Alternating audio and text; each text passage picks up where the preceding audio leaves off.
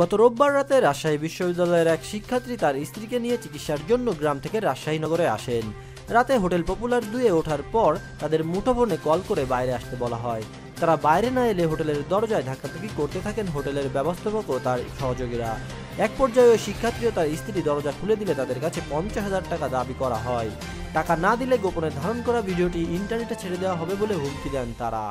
এ সময় ওই শিক্ষার্থী ও তার স্ত্রী জোর করে হোটেল থেকে চলে আসেন। তারা রাজশাহী স্টেশনে রাত কাটান। পরের দিন সকালে স্ত্রীকে বাড়ির উদ্দেশ্যে ট্রেনে তুলে দিয়ে বিশ্ববিদ্যালয়ে ফিরে যান তিনি। এরপর দুপুর থেকে ওই শিক্ষার্থীকে হোটেলের কর্মচারীরা কল করতে থাকেন। তাদের কাছে অনেক ভিডিও রয়েছে দাবি করে দেখা করতে বলেন।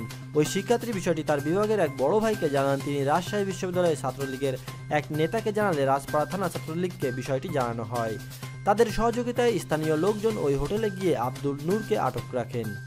পরে পুলিশ গিয়ে দুজনকে আটক করে। এই ঘটনার পর গত সোমবার দিবাগত রাতে ওই শিক্ষার্থী 5 জনকে আসামি করে পর্নোগ্রাফি আইনের মামলা করেন।